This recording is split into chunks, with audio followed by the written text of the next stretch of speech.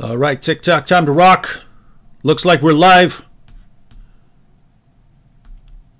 Always wait a few seconds just to make sure everything is running smoothly. How's it going, everyone? I still don't see us yet. Okay, I can see us. Oh, okay. Hey, for some reason, you and the apostate prophet see us earlier than me. Like you guys say it, and then I still don't see it yet. Anyway, all right. Well, how's it going, everyone? Tonight we've been discussing the mosque massacres in Christchurch, New Zealand. Very important, I think, after things like this. I mean, I have a natural tendency to just be quiet after things like this, but I don't know. What do you think, Abdullah? Yeah, it's a hot topic, and people are feeling very raw and sensitive. Some of the danger is that we don't know all the facts just yet, but it seems like in this case he helped us out a lot.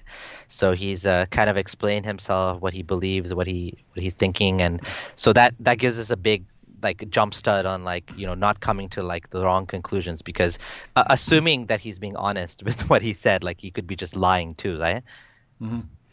Yeah, and I mean, matter of fact, I mean that guy's got to be lying about some things just because he's all over the place, like claiming to get claiming that Candace Owens inspired him when seriously, a white nationalist being inspired by a white nationalist who says he's not a conservative, deriving his main inspiration from a black female conservative. Very, very, very strange idea. So yeah, so it's anyway, and the subscribe to PewDiePie. It seems like he's just trolling everyone, right? Like trying to like the truth about him is in there, but then he wraps it up in a bunch of things to tick people off in different ways. And and that whole thing about him killing 300 people was actually from an old meme known as the Navy SEAL copy pasta.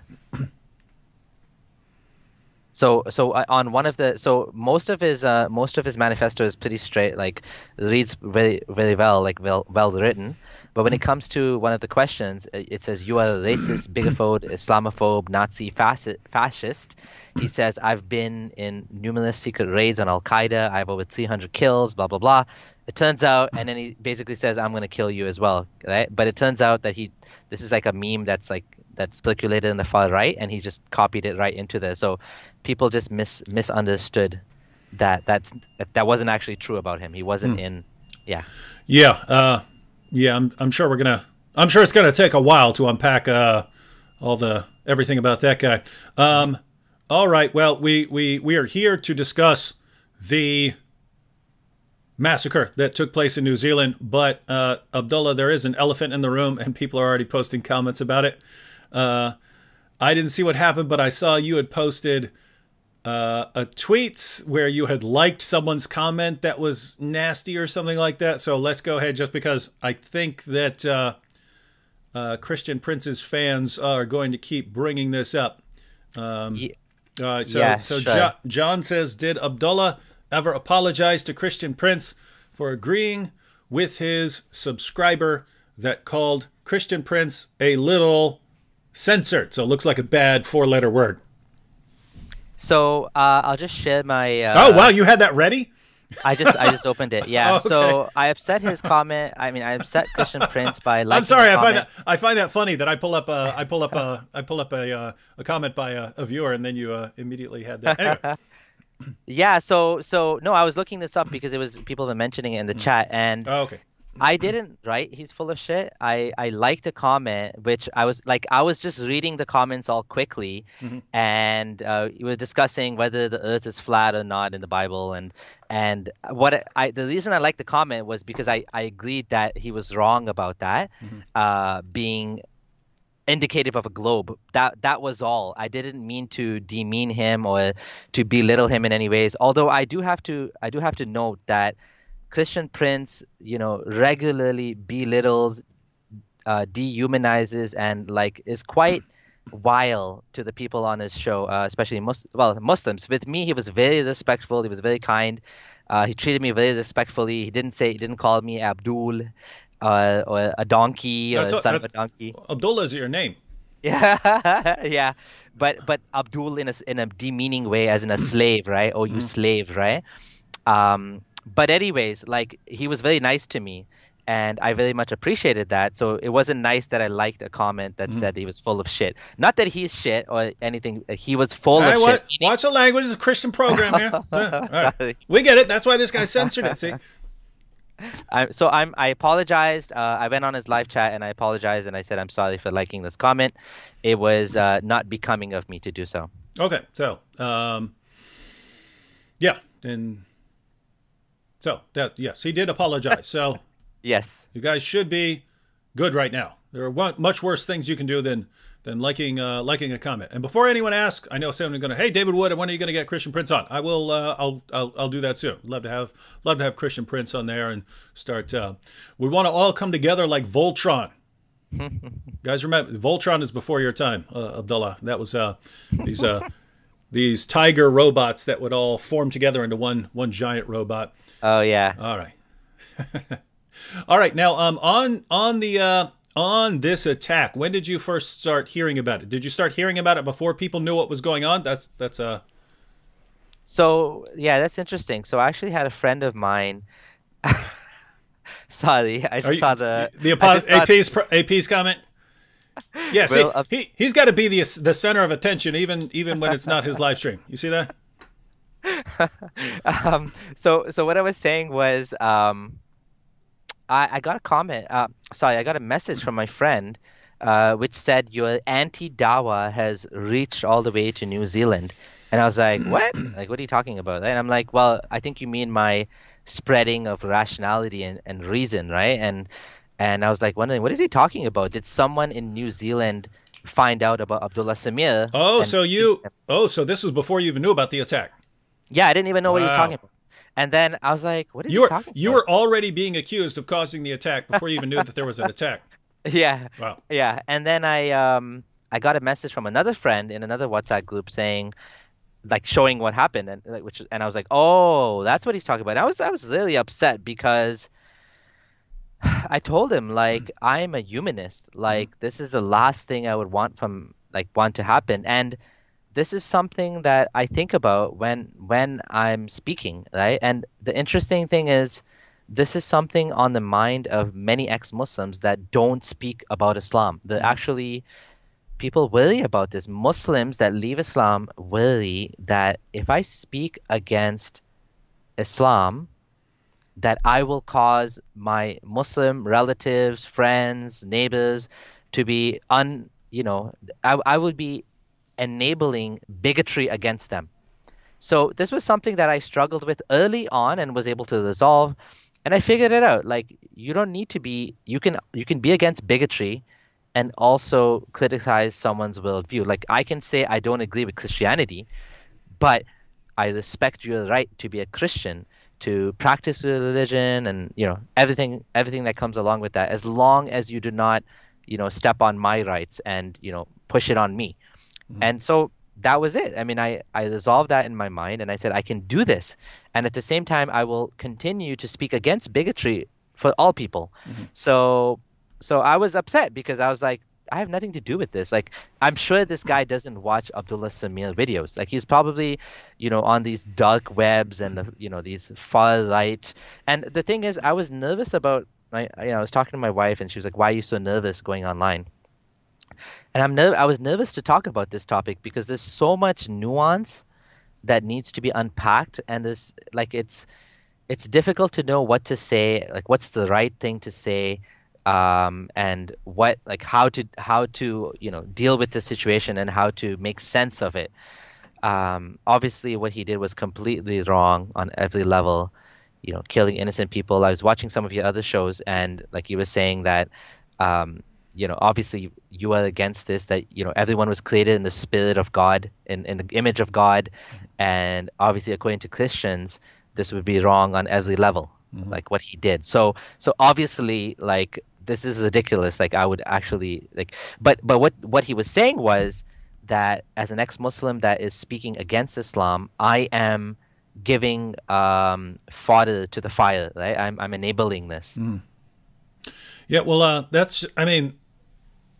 it would be one thing. It would be one thing in the case of a person whose goal is to extinguish the jihadi threat and decides to go out and kill Muslims. We don't advocate that methodology. I have always believed that Islam can be refuted as an ideology, that in the case of actual people who are about to launch terrorist attacks or who are engaged in terrorist attacks, yes, police and government agencies or military need to deal with those. Or if it's happening right in front of you, then obviously you would be able to do something to stop the terrorist attack. But as far as the ideology and your average Muslim on the street is concerned, I've always believed that you refute Islam like you refute other ideologies. Although, because it is dangerous, I'm more comfortable with things like mockery and ridicule when it comes to Islam than, like, people have never seen me ridicule Hinduism. They say, why don't you make fun of? Well, Hindus aren't trying to kill me and you subjugate my kids, right? So you're kind of in a different category. So the idea that since we criticize Islam, therefore we're responsible for someone going on some counter-jihad massacre, that would be silly enough. But when it's not even a guy who cares about jihad, he says in his manifesto he doesn't really care about Islam, and he said he doesn't fear Islam. He said he's basically opposed to the idea that Muslims have the highest birth rates, and so they're the ones who are going to outpace white people in his area. So this is a guy he's a white nationalist. And to be clear, there are plenty of peaceful white nationalists who still have that idea, but they don't advocate, a violent means of achieving it. But so anyway, the point here is that's a guy who clearly has never been influenced by you at all, because you would be someone he doesn't want to be around, right? Yeah, you would be someone who is not welcome in his country. You would have to go to a different part of the world, according to him. Yeah, like he said, he was in some place and then he was going into the supermarket or something, and then he saw a bunch of the invaders, as he called them. So if he saw me, like, I would be one of the invaders. I have a beard. I mean, even if I didn't have a beard, but I'm brown. I have a Muslim name. Like, from all kind of I look like a Muslim, right? So he would have considered I'm one of the traitors, not traitors. I'm one of the enemy. So obviously he doesn't realize that among the Muslim community there's all sorts of people. Muslims are becoming more secular as time goes by, and what he's done is he's given, and you said this too, like, he's enabled the terrorists, right? He's giving them content that will enable them to say that, look, what do the terrorists want on both sides? They want people to fear Muslims, and they want Muslims to fear non-Muslims. The terrorists on the side of the Islamic terrorists, they want Muslims to not be happy living among the kuffar, right? Mm-hmm. They want them to leave. They want them to migrate to the other side of the world, where they will join them and make them, and join their cause. So it's definitely something that we have to fight against. The stuff that we can do. What we have to do is we have to focus on being united, to look at everyone as fellow humans, and look at everyone as people that are different. Not everybody has the same views. Not all Muslims believe in jihad or are out to re-establish Sharia law. There's a movement among Muslims now that they want to get rid of Sharia law. If I could I'll just share my screen for a second. Mm-hmm. And these are now, so there's two kind of sides to this. There's a reformist Muslims, aka progressives, who will always, in my opinion, they're my allies, but they'll always be the minorities. And then there's people like this guy who are considered Orthodox Sunni Muslims. And what they're saying is, this is Abdullah bin Baya. He is the Sheikh of Hamza Yusuf. And what he's saying is, and this is in 2015, he was saying that we need to get rid of apostasy law. Mm-hmm. We need to get rid of, stoning adulterers, all of the hudud punishment, all of the parts of Sharia law that are not compatible with the modern world, chopping off the hands, killing apostates, all of these things, he wants to get rid of them. And this guy is a mainstream Sunni scholar, Sheikh Hamza Yusuf. He runs Zaytuna Institute in California. He has like millions of fans in the US. He studied Islamic law for like 15 years or something in Morocco. So this is like mainstream Muslims that are saying democracy is compatible with Islam. They're saying we don't want Sharia law. The Sharia law we want is like praying 5 times a day.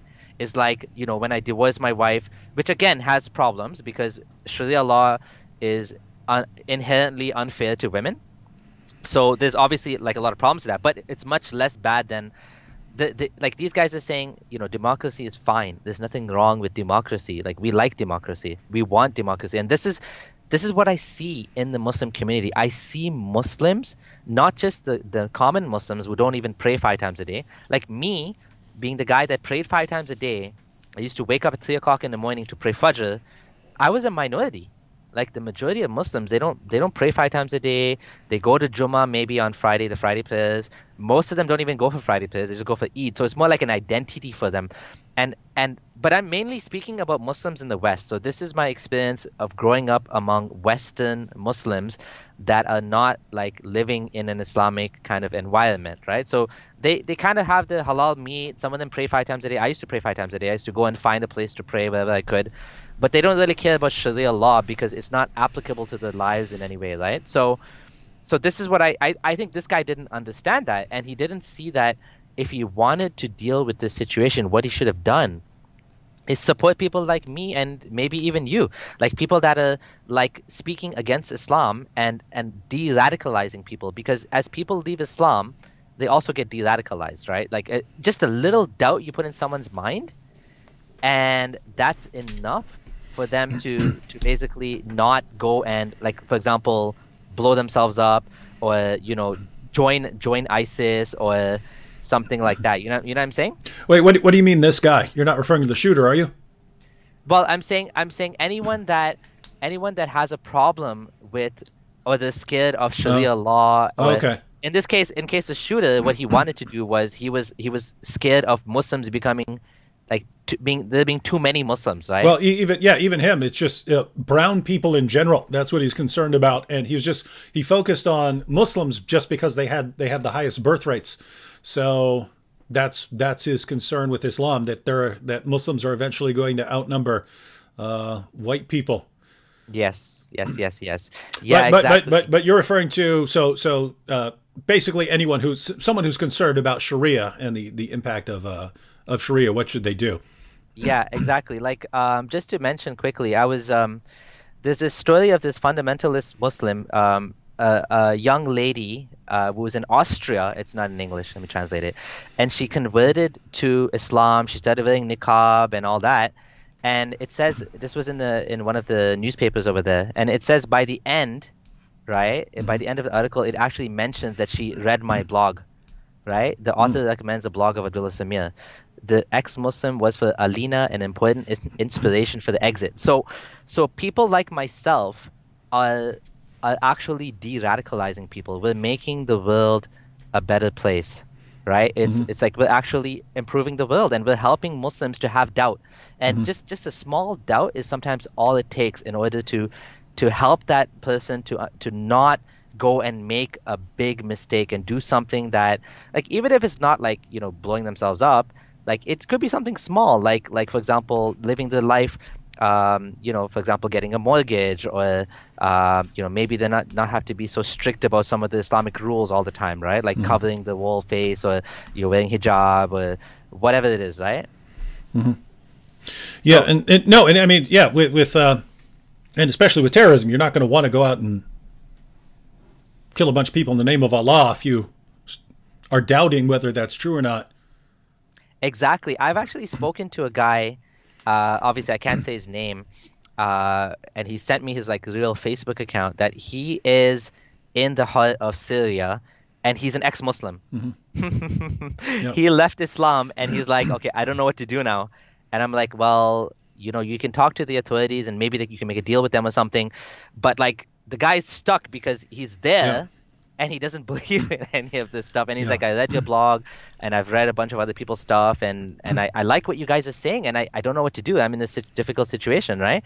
So I'm not sure. I have a list of people that like I have helped, and obviously there's a lot more than just that. Someone's saying I've hardly helped people, or I've only helped so many people. I have a list of people that I have helped to leave Islam, and it's a big list. And these are just like, maybe 5%, because there's so many more people than just these people, but they just like, not everyone contacts me, right? Mm-hmm. So I do know that I'm making a change, and I do know that I'm having an impact in the world, because part of the reason is because I'm able to understand where they're coming from, right? Mm-hmm. And I'm not just attacking people, and it's sincerely want people to have a better life. Mm-hmm. So one more thing I want to share. I thought this was an interesting blog post, and this was written by Daniel L. Byman. He's a senior fellow on foreign policy, Center for Middle East Policy. So I actually think that what he says here makes a lot of sense. He has some takeaway points of what he thinks. The first thing he says is, words have consequences. The demonization of Muslim communities, often by politicians who later act shocked and angry when violence occurs, contributes to societal polarization and inspires violence, right? And then he just gives some examples. So what I think this is an important point, that we have to be careful when we are attacking Islam, that we make it clear the difference between a Muslim that has anywhere under the sun his views can fall, and someone like and Islam, which is an ideology that it's an ideology, and ideologies have good and bad, but we can critique them, we can criticize them. They're not off limits, right? Mm-hmm. So that was the first point. The second point is that security services and government institutions must prioritize white nationalists and other forms of right-wing terrorism. So in the United States, right-wing violence has grown, with Jews and Muslims in particular being targets. So this is actually, in America, you're much more likely to be the target of like right-wing, basically fanatics, than Islamic terrorists. Maybe because the U.S. is lucky in the sense that it's separated physically from a lot of other parts of the world. Like Europe has a problem with like people just coming in, and you can't like filter who comes in as easily, right? Because they just get in. Whereas America, Canada, we are able to decide who comes into our country, and we can choose. Okay, you are a good person to come. You have these valuable skills that we need. You're welcome. And you there's some issues here, so we don't want you. So we have that ability to do that. Whereas in Europe, it's a little bit more difficult. So this was the guy's second point. The third point is that leadership can matter in a crisis, particularly when backed with action. So what he's saying here is, again, like, the leaders, the prime ministers, and they need to reassure people that we are all in this together, Muslims and non-Muslims alike, and we will get past this, right? Like, this is what we want as humanity. We want to live in a world where we have our differences, but we also tolerate our differences, and we can still live together, right? Despite the fact that I might not believe, like, I don't believe that Jesus is the Son of God. You don't agree that there is no God, yet Muslims believe Allah is God. We can still live together. Should I continue, or do you want to jump in, or should I just finish the other points? Are they points on this article here? 2 more points. Yeah, go ahead. Yeah. Go ahead and finish them up. So number 4 is social media companies need to treat right-wing terrorism with the same seriousness they treat jihadi violence, right? So what he's saying here is that they need to be consistent. Like, why is it that jihadis can go on Twitter, for example, and I don't know, maybe they're trying to remove them, but they're not always effective, right? And they tend to get away with it, and they keep doing it. Whereas people like me, yourself, Pasi Prophet, I've been banned for more than 90 days, probably 100 days now on Facebook, and I haven't called for violence on anybody. Mm-hmm. So it's kind of like so that I think that's a good point as well. So if anyone's posting anti-Semitic, anti-Muslim, any racist content, they should be treated the same way content by the Islamic State is treated. And again, there's a bit of nuance that has to go in that as well, obviously, because like people like us who get falsely flagged, right?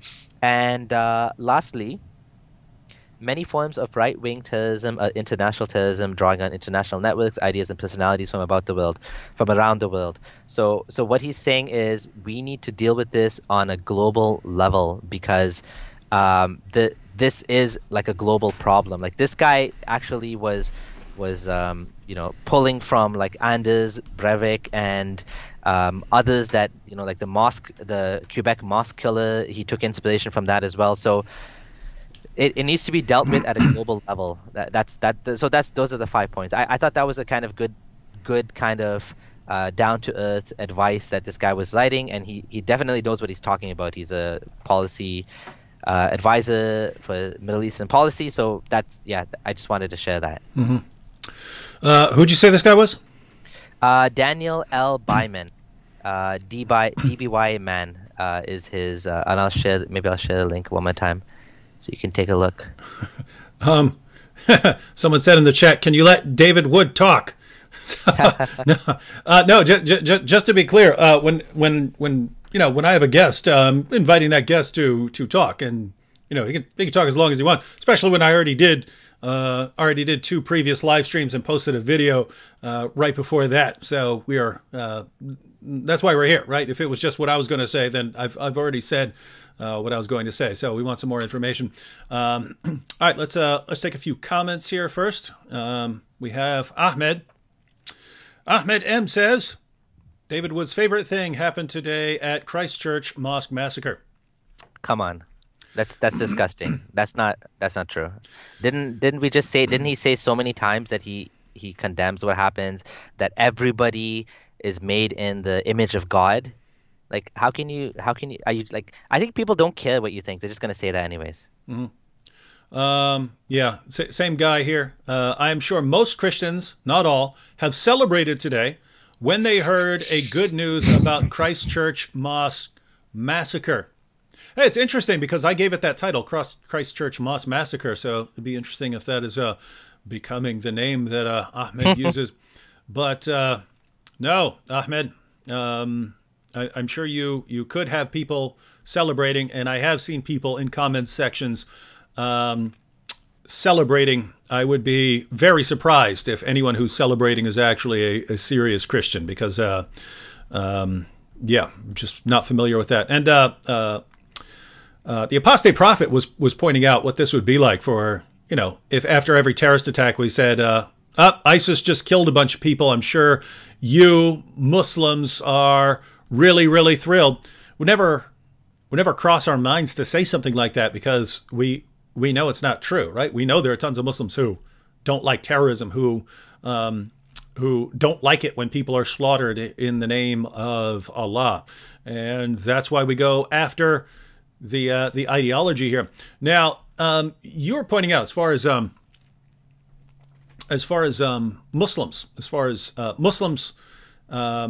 and you pointed out that you even have Muslims now saying that we need to do away with apostasy laws and things like that. Now, I'm interested in that perspective, because it's one thing, because the normal reaction I get from Muslims is, no, Islam doesn't teach those things, right? It doesn't teach that you kill apostates. They'll try and say, oh, what it really teaches is that if someone leaves Islam and then goes and joins a foreign military and then comes back and is trying to kill Muslims, then you fight in self-defense, which is just silly, because obviously if someone were coming to attack you, that you're clearly allowed to fight people who are coming to attack you. So what's the command over and over again? If anyone leaves his Islamic religion, kill him. Let me put it this way. When Muhammad said, if anyone leaves his Islamic religion, kill him, he actually meant if anyone leaves his Islamic religion and goes and joins a military and then comes back, he's got to be the worst communicator in all of history, because that is no Muslim would ever allow that level of poor communication in anyone. If Donald Trump came out and said, we need to go out and kill Muslims, and you said, oh, that's a horrible teaching. He said, no, I just meant, ISIS jihadis. You would say, no, you can't. You can't just you can't sound all general and then say what I really meant was that this particular case. But what do you? And people are already adding this in the comment section. I can post some of them as I'm scrolling through.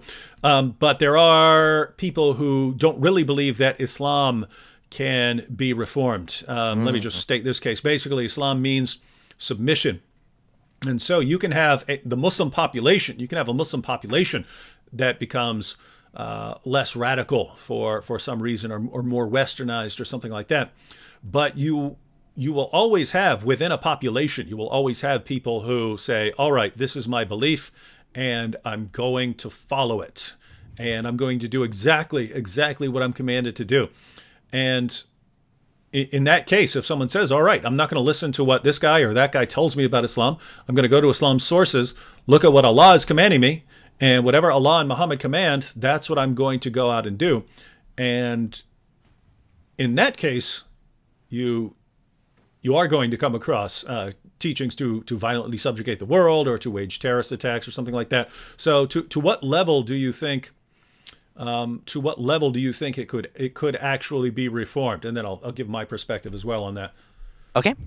Yeah, that's a question. That's a good question. I do get asked that a lot. How, on what basis are these people saying that Islam can be reformed when Islam is all about? And I used to think this too when I first left Islam, that Islam is, because I was a Salafi. So I was, Salafism is another word for Wahhabism, which is the Saudi kind of hardline version of Islam. It's a very literalistic version of Islam, that people, that they themselves are against terrorism, but like I was against terrorism. I was against all of that stuff, even as a Salafi, but it's much closer to what we call jihadism, or like basically like what Al-Qaeda and Osama bin Laden and all these people believe. So it's one step away. So by taking everything so literally and black and white from the Hadith books, without really looking at the 1400 years of tradition, but just going straight to the Hadith and not really and just literally taking it, they are just saying there's only one Islam. So these people, like Salafis, basically take it like that. But this other part of the community were not Salafi. So Salafism has become really big now because of Saudi funding, but it didn't used to be like that for the longest time. You had what was known as what they call traditional Islam, which is basically what Hamza Yusuf follows and these other people follow. Someone was asking, is it true the New Zealand mosque was a Salafi one? Just to quickly comment about that before I jump into the reform argument, because I did want to say this. I have a friend who used to live in Australia for some time, and he said it's interesting that this killer decided to, instead of picking on a mosque like the Brixton Mosque in London that actually had links to terrorism, instead he chose a mosque which was a suburban mosque that was mostly professional people, a lot of engineers and medics who go to the study, get jobs, and immigrate. So he was saying he knows someone from Australia, and pretty much all of his family lived there. They're all engineers or doctors, the least terrorist-leaning types you'll meet, according to my friend. So he actually went and he picked on the easiest targets he could find, which is people that they're just going there to pray. None of them are have any sort of connection to jihadism or anything. And why didn't he go for the mosque that actually had people? I'm not saying he should have done that, but he was looking for an easy killing, right? That's what he wanted to do. I don't know if it was Salafi or not, but going back to that topic of Islamic reform, these people were what they call themselves traditional Muslims, or they follow traditional Islam. They differentiate themselves from Salafis. They believe that Islam, it's the goals of Islam, for example, to the goals of Sharia, to preserve life, to preserve wealth, to preserve lineage, and I forget what else there was, but basically they say these are the goals of Sharia. So based on that, we have to look at the laws, and if the laws are not making sense, for example, apostasy law is actually turning away more people from Islam, we don't need that law anymore, right? And same with the other laws. So what they do is they're saying these laws are outdated and they're not in line with the goals of Sharia. So they're not saying that we're reforming Islam, because reform is a 4-letter word in the Muslim community. Unfortunately, nobody can come and say I'm reforming Islam, because they're like, no, Islam is perfect. However, they won't call it reform, but in a sense it is reform because what they're doing is they're bringing it in line with the modern world, right? They're saying that all of these things, like I even had a friend saying that he wrote an article saying that like gay marriage may not be against Islam, right? And this guy's a lawyer, Muslim lawyer. His father is a scholar of some sort or an imam, and he's basically, his name is Faisal Kuti. So he wrote this article saying that, like, which is to me very surprised me. Like he was saying that gay marriage may not be contrary to Islam, not saying that it's allowed to be gay, because that's clearly not allowed. He's not allowed to have any sort of homosexual relationships in Islam. But he was saying just the marriage part of it, like the law part of it, which is they can get married. Like that shouldn't be a problem for Muslims. That's what he was saying. So again, just to go back to what overall what I'm trying to say is that these people, they're doing what you can call, there's another name for it called trajectory hermeneutics. I don't know if you've heard of that, but basically what the idea is that Muhammad wanted to eliminate slavery, so he made it more difficult to get slaves. You can only get slaves from war. You can't kidnap slaves or whatever. And then he encouraged freeing slaves. And so therefore, if we take that same law and we project it forward, eventually slavery would be forbidden. Now, as an ex-Muslim, I don't buy that argument, because he could have just forbade slavery. Like honestly, he forbade riba. He made all of these other things forbidden, alcohol. He could have also made slavery forbidden.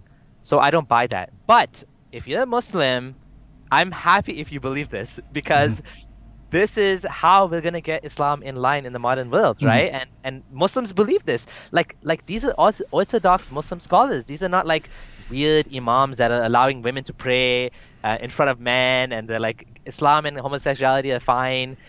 These are not like the fringes. These are like the mainstream Muslims that are saying this now.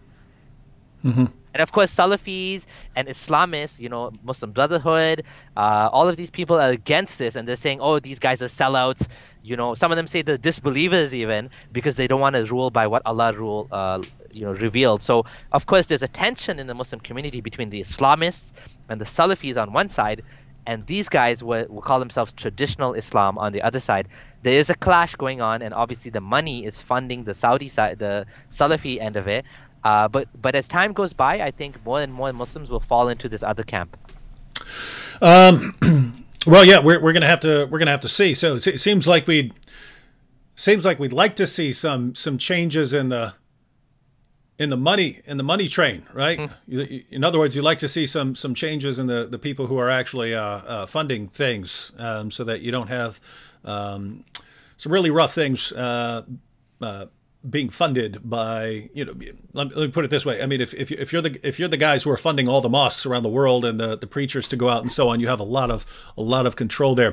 Yeah. So you seem a little more optimistic than I am. Most people, a lot of people in the counter jihad movement think I'm too optimistic, because I believe that these issues can be dealt with mostly peacefully, except for in situations where you actually have a war, you actually have a terrorist attack.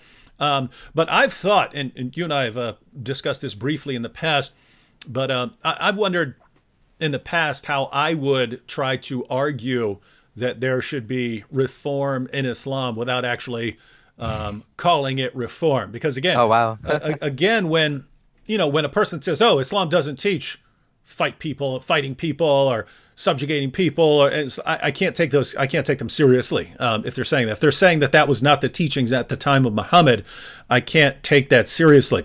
When people acknowledge that those are the teachings of Muhammad, but then they want to say, okay, but here's why that would not apply, I might not agree with them, but at least I can take it seriously. They seem to be honest with the text. So I thought about how I would defend this, and I would argue something like this. If I were a Muslim who wanted to reform Islam from some of these teachings, I would argue something like this.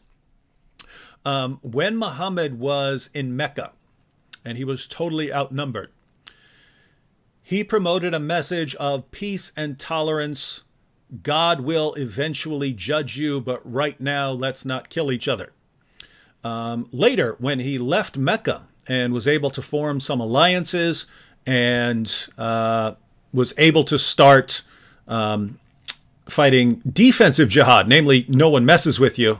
You don't allow people to persecute you. If someone does try to persecute Muslims, the Muslims rise up and fight the person, and you can rob caravans, things like that. But you're not in a position to go out and subjugate Arabia at that point. Then at that time, the message was one of defensive jihad. You can fight people, but only if they start it first. If they start it, then you fight. But other than that, you don't go out and fight. But then later on, there was another stage, and that was when Muslims made up the most powerful force in Arabia. And then the message became, fight those who do not believe. So now it wasn't fight people if they fight you first or if they attack you first. It was fight people based on what they believe. And so here's where you have the commands to go out and violently subjugate people based on what they believe. And so lots of classic Muslim commentators, they look at this and they say, okay, the commands to go out and violently subjugate the world, they abrogate the earlier commands. They abrogate those. So you have basically a temporal understanding of these passages, namely that once you had the command to go out and wage jihad, that just doesn't end, and it's already abrogated the earlier commands. So you have a kind of temporal understanding. You also have a kind of situational interpretation, namely that when you're in the situation that Muhammad was in, namely you're completely outnumbered, then you do what Muhammad was commanded in that situation. When you're in a position to fight defensively but not offensively, then you can fight defensively, but don't start fights with other people. And when you're in a position to actually subjugate your area or your country or something like that, then you do it in that situation. And I do find it interesting that the entire world pretty much follows that pattern. Like in areas where Muslims make up a small minority of the population, the message seems to be peace and tolerance. You go to other areas where Islam dominates, it's, hey, everyone has to be subjugated or as a second-class citizen or something like that. But what I would argue if I were a reformer, and I wouldn't actually mind some Muslim reformers making this kind of claim. They might. I don't know. I don't follow them, but something like this. So you had different commands for different situations that Muslims were in, and the underlying principle, the principle that underlines all of these things, all of these commands, is you do what's in the best interest of the Muslim community. All right. So when you're outnumbered, it's in the best interest of the Muslim community not to fight and to promote peace. When you can dominate, then it's in your best interest in the Muslim community to make sure no one is ever in a position to have authority over you again or something like that. And so I could see someone arguing that since the underlying principle is always do what's in the best interest of the Muslim community, and now we're in a completely different age, then what's in the best interest of the Muslim community in this age where it's much more globalistic in thinking, right? Where we know people all around the world. Well, I can see here saying, well, what's in the best interest of the Muslim community now is, yeah, you don't kill people for blasphemy or for apostasy, and you don't go out and subjugate the world. Try to get along. I can see someone arguing at that. Now, the problem is I think there are always going to be people who just say, hey, whatever Allah and Muhammad say, that's what goes, and I'm not allowed to reinterpret these things. I'm not allowed to say, well, I'm going to come up with my own interpretation of these texts. But I mean, anything that saves some life, I'm all for anyone trying to persuade other people not to go out and fight. So anyway. So one thing I would want to kind of ask, point out is that like the United States has been the one that has been funding Saudi, right? They've cozied up a couple of governments, including the current government, has made deals, and unfortunately, even like for example, my government, which was Stephen Harper before and now Trudeau, has made a deal with the Saudis to sell them arms, and in the U.S. estate. Hasn't it been the U.S. that has kind of got involved in other countries' problems, and for example set up the Shah in Iran, and there's been multiple examples of U.S. getting involved in other governments and like toppling regimes, like the instability in the world, the power vacuum that was created when Saddam was removed was what led to the creation of ISIS. So under Obama, like the Middle East was destabilized like never before. And Obama like is actually considered like I guess a liberal, right? Like he's more he's not even considered like a maybe he is a neocon, but like he doesn't have that image, right? So it's just like I think the world politics is so complicated, and there's so much meddling going on that it does like Wahhabi, the evil of Wahhabism is actually being funded by American taxpayers, which is so unfortunate, right? Well, yeah, I mean, anytime, yeah, I mean, if you're, fortunately, U.S. is getting off foreign oil, but yes, if Saudi Arabia is selling oil to the world, then everyone is funding whatever Saudi Arabia is then putting out, right? Saudi Arabia sits on some of their money, but they also use a lot of it, and so do other places. But you're right, as far as the U.S. involvement, and there's a reason that someone like President Obama or any other U.S. presidents can cause a lot of problems, and this goes for everyone. George W., everyone. A lot of people made the exact same mistake. They assumed that they always believed that the problem in Iraq was Saddam Hussein. The problem in Syria is Assad. The problem in Egypt was Mubarak. The problem in Libya was Gaddafi. I talked about this a little with Robert Spencer earlier. And that they all have this because of the history of the United States, where you had a population that wanted freedom, and they didn't want to be controlled by a tyrant. They wanted voting rights and things like that. That they actually had an uprising. All right, tyrant, you have no more authority here. We rise up, and then what happens? Then you get the United States of America. The people were there. We just needed to get rid of the tyrant, and the U.S.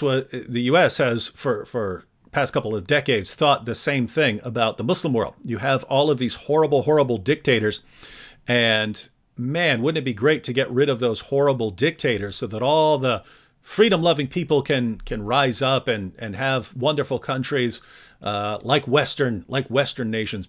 And the problem is, I think of it like this, right? Think of sort of three different levels of government. One, you have a good and stable government. Doesn't mean it's perfect. Might be all sorts of disagreements and stuff like that. But the government is basically there for the people and held accountable, and the people can get rid of it and so on. And you have stability in the country. So good and stable government. And then you could have sort of the middle level would be bad but stable government. Right. So you have a leader who might be brutal, might do bad things, but you basically have stability in the country. Your stable kids, dictatorship. Yeah. Your kids go to school. As long as you don't tick off the dictator, you're going to be fine. You work your job. You can have fun and stuff like that. And then you have like just horrible mess. Right. Unstable, yeah. Bad and unstable. And we're sitting there looking at lots of these countries like Iraq and like Syria, and we're looking at them and saying, wow, look, these are bad but stable countries. Wouldn't it be good if they could be good and stable countries? And how do you do that? Well, you get rid of the bad leader that's making them bad but stable countries, and if you get rid of those, then all the wonderful people are gonna rise up and have a good but stable country. And then so we get rid of the dictator. That's our brilliant theory, and then all of a sudden chaos, right? Everything falls apart. People start blowing up each other's mosques, and they can't figure out what was going on. And the idea is you had. I've heard Osama Dakdok talk about this in terms of wolves and lion, right? They said you've got wolves, and wolves would gladly rip apart other things, but if there's a lion in the area, they're more scared of the lion, and so a lion can keep some wolves in check. And so in a lot of countries, in a place like Iraq, you already had a lot of people there that would love to go out and violently subjugate people and go blow up people's mosques and things like that from different sects of Islam and so on. But they were terrified of Saddam, because if you got on Saddam's radar, he's gonna roll right into your village and with tanks and mow it down, right? He's not gonna play with these kinds of guys. And so, as awful as he was able to enforce a degree of stability. And then we go and get rid of that guy, and now all of these the wolves, the people who would have loved to start violent uprisings everywhere, there's no longer anything that's holding them in place, because other leaders are not going to be brutal in that fashion. And so that's how these groups go and get off the ground. And you just wonder how many times it has to happen before we get the point. I think we have got the point now. We don't seem to have the as much of an inclination as we did like 10 years ago to start going around and fixing all these countries. Yeah. So I think people have learned our lesson after like the Arab Spring and stuff like that. Like, yeah, you can't really force a democracy to pop into existence. Then it has to be the underlying conditions have to be there, and some countries are like far away from that. And yeah, like a stable democracy and a stable dictatorship are the most peaceful places to live. And in between, an unstable democracy or an unstable dictatorship is when you have chaos. And Steven Pinker wrote about that in his book, that like people don't realize that sometimes a dictatorship is actually, people can actually have good lives under the dictator. Yes, they may not be able to speak, they may not have any freedom to express their opinions, they may not have the liberty to vote for anybody because it's always going to be the same person in power over and over again. But at least there's some sort of stability, and how to get rid of those dictators, well, that's, I don't know, God knows how to get rid of that. Mm-hmm. Yeah. Quick comment here.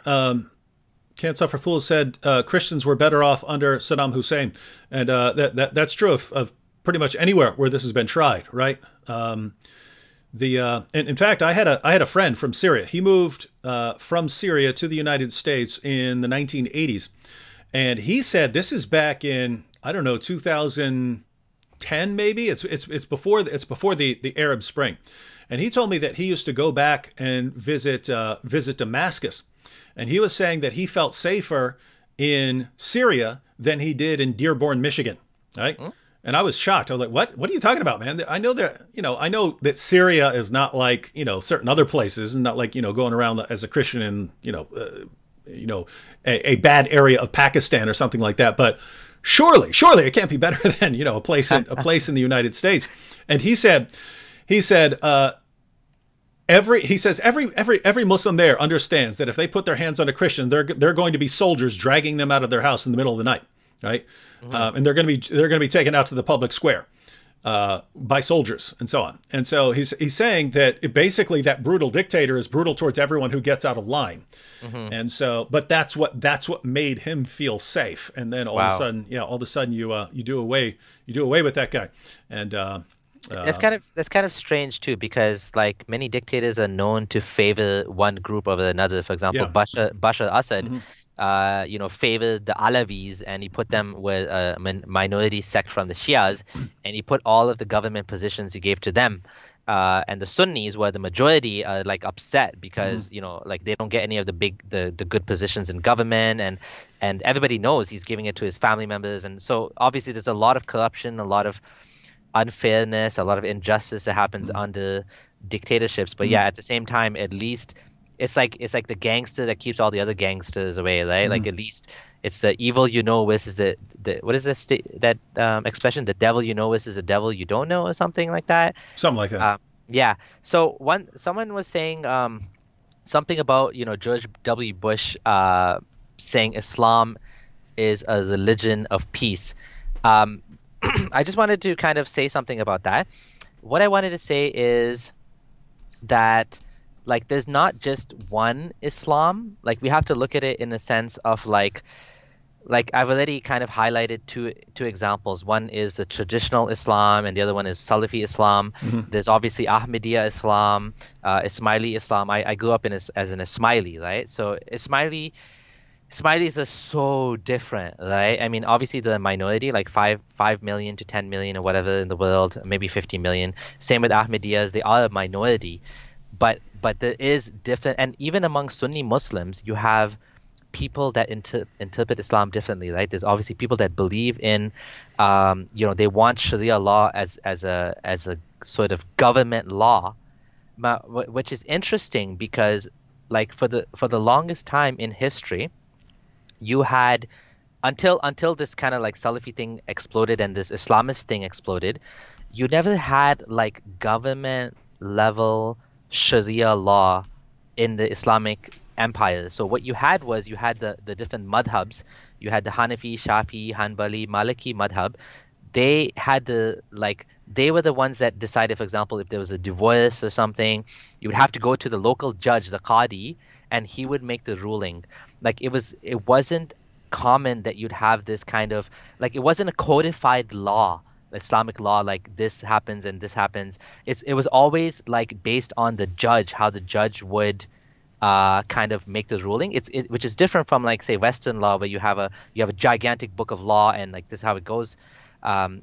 Traditionally in Islamic history, it was you could have like multiple interpretations of Islam in the same like Islamic state, right? Like you could have the Hanafis who would say one thing, and then you'd have the Shafis who would rule differently. And I don't even know how they made sense of this, because obviously when it comes to like certain things, for example, finance and stuff, you need to have consistent rules, right? You can't just have one guy that says, no, you can have the camels. The other guy says, no, the camels go to him. So there has to be some sort of consistency. But I think the way they handled that was at a local level with the local judges. So in a sense, this kind of universal like state Islamic law is a modern phenomenon, because there was no nation states back then, right? So the combination of nation state with Islamic law has created this sort of like new toxic existence in a sense, right? It's almost like a theocracy, right? Mm-hmm. Yeah. Well, I mean, not sure how how a more local Islamic ruler would change that. I mean, they are, you've got the different schools and so on. They were fairly consistent, right? Like they all agreed that the penalty for apostasy was death. They would have variations like, should you give the person a waiting period to change his mind, or do you just kill him? Yeah. And what's the situation with a woman and stuff? And so I guess it would just come down to whatever school the locals were from there. All right. Well, I think we're going to wrap up now, because we're at the end of the hour, and this is the third live stream of the day. We'll respond. We'll respond to this one last comment here, because I haven't addressed this yet, but it's been popping up all over today. Why do people say this is a false flag? Have they no respect for the poor dead? And yes, I've even seen Christians saying that this is a false flag. So if anyone doesn't know what that is, it's after every terrorist attack, people start claiming that it's not a real terrorist attack, it's staged, and it's just like to take your guns away or something like this, or to do something else. You might want to study conspiracy theories. There's a reason you don't hear me advocating for conspiracy theories. Actual experts on conspiracy theories, like who study them and how quickly they break down and so on, they point out that conspiracy theories, if they're large scale, almost never last. They say that the conspiracy theories that last are normally between like 2 or 3 people who are loyal to each other to the death, right? I mean, these guys will never snitch on each other, something like that. And those you mean the actual conspiracies, not the theory, right? The actual conspiracies that survive. Yeah, conspiracies. The conspiracies that actually work. 2 or 3 guys. The smaller the number, the better.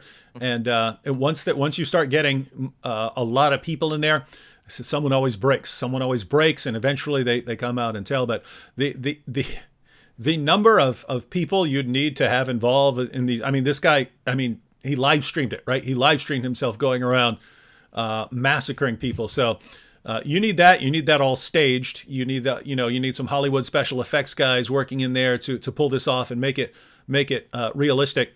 They must have done it multiple times, because they didn't mess up with their special effects at all. So, anyone who records videos knows you mess up when you try to record videos. It takes me sometimes hours to make videos sometimes because I keep messing up. So to get all the special effects and so on just right for this would have been a lot of work. And then you've got The actors, they obviously can't show their faces anymore. Or they had, makeup work done, so now you need makeup artists and so on, and you need all the witnesses who are going out there describing everything, but they didn't really see anything, so these must be, trained actors. How many people do you need for this, right? All the police, all the emergency workers who showed up there, who are taking the hospitals who are treating people, all this is staged, right? This is all staged, according to the theory that this is a false flag. You need hundreds of people involved in this conspiracy, and not just for this one, for every other terrorist attack that people say is a false flag. Very, very, very strange theory. And Abdullah here has posted, the less plausible your dogma is, the less it meshes with reality, the larger your alternative reality will have to be. Why'd you post that? Go ahead and break that down for us. Yeah, that's exactly what you're saying, that the more the less likely it is that it's true, these conspiracy theories, the more you have to come up with in order to make it make sense. Like, you have to come up with even more things, right? And you studied philosophy, Occam's razor, right? Yeah, basically the simplest explanation here. Keep in mind that things don't have to. Occam's razor was initially, don't multiply entities beyond what is needed. Yeah. Meaning, hey, if I can explain this watch, then I don't need to come up with a bunch of other things in order to explain it. And so it's basically, for each one of these terrorist attacks, one, you must have massive government's control over this, hiring hundreds of people to be involved in this, and people to lie about being the families and makeup artists and Hollywood and all this stuff, all to get this across.